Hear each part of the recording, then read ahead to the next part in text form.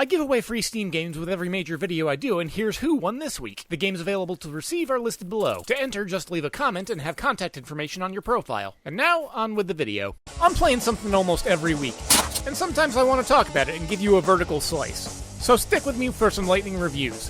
This week, on the chopping block. This week I've been playing Squirrel Stapler. Since stumbling across Iron Lung, I've become quite enamored with the work of David Szymanski, his latest work being this quite frankly bizarre little piece of surrealist hilarity and fever dream psychopathy. I feel like I'm going to need to spend some time unpacking that description, so let's retreat to the beginning. Squirrel Stapler on the surface advertises itself as something of a parody of those bargain bin shovelware hunting simulator games that you could get for the PC that you find in a semi-rural Walmart. Indeed, that's what's shown to you at the main menu, but once you press start, things take a turn when you wake up, see a heavily disfigured corpse attached to the wall, and the character you're playing as begins monologuing about how their beloved is no longer looking as beautiful now that the flies have gotten to them. Indeed, I spent my first 5 minutes of the game walking around in a semi-confused, amused, and somewhat minorly alarmed state trying to gain context for what was unfolding before me. Your character then relays that the way to return beauty to their now deceased partner is to go out, hunt squirrels, and attach their remains to the corpse suspended next to your bed. A bit of an extreme approach to fursuiting if you ask me, but that's where the game starts from, and it isn't shy about continuing to throw curveballs from there. Being dropped into the forest, you then become acquainted with the shooting controls, and this is where Szymanski probably didn't have any concerns. Szymanski is well versed in the art of boomer shooters, and if you make those feel satisfying and fun to play, then you can pretty much delve into anything first-person shooter tangential and come out pretty clean. Comparatively, the controls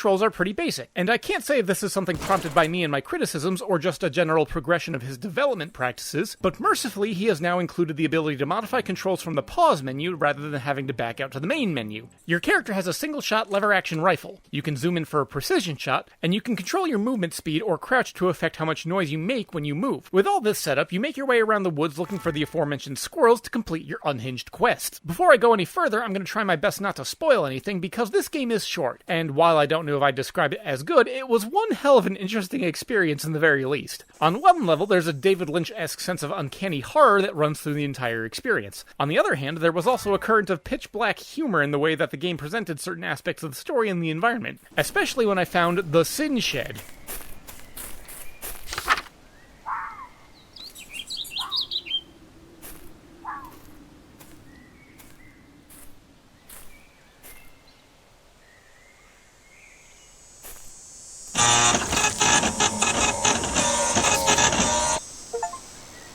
Or who knows, maybe I'm just completely insane. Anyway, each day you're tasked with getting at least 5 regular squirrels, and from day 2 onward, you're tasked with getting a giant squirrel. You'll also begin to encounter vengeful squirrel spirits, and suicide bomber squirrels that sound like bobcats, are colored like demons, and are the size of compact cars. It's worth noting that I never died during my playthrough, because the world has health and ammo pickups that remain consistent even if you just immediately grabbed them. This did kind of neuter the tension that I was experiencing throughout good portions of the game, because I knew that if I was in relatively close proximity to one of the static health pickup areas, then rarely did I ever have to express concern for my own preservation whenever one of the damaging enemy squirrels did attack. If anything, when I did hear one of the enemies coming after me to attack, I'd casually just make my way towards the nearest health pickup, wait for the damage to occur, and by that point I was usually in sight of a full health bar once again. That's a shame too, because I didn't know if I'm just a sucker or simple-minded fool who is willing to get immersed in whatever environment I'm presented with, but the sound design did a good job of keeping me in this ever so slightly insane experience.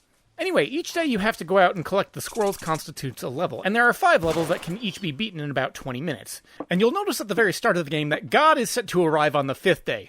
I'm not going to show exactly what transpires, but indeed that happens, and I'll be honest in that the ending felt like a bit of a letdown. Maybe I was reading way too deep in what sparse story elements had been getting set up through my playthrough, but I was expecting some kind of action or narrative payoff associated with the hunk of decaying flesh I'd been attaching rodents to. Or, once again, who knows, maybe this game is just one big joke and people like me are the punchline, and if that's the case, good job, David. You certainly put a lot of things in my head with this game, whether I wanted them to be there or not. Now, if you'll excuse me, I think I'm about ready to try a playthrough of Cyberpunk 2077. Hey, look at that, it's the end of the video. Don't forget to subscribe, and remember that commenting can actually win you a free prize. So until next time, this is Gheeotine saying thanks for watching and keep your head on your shoulders.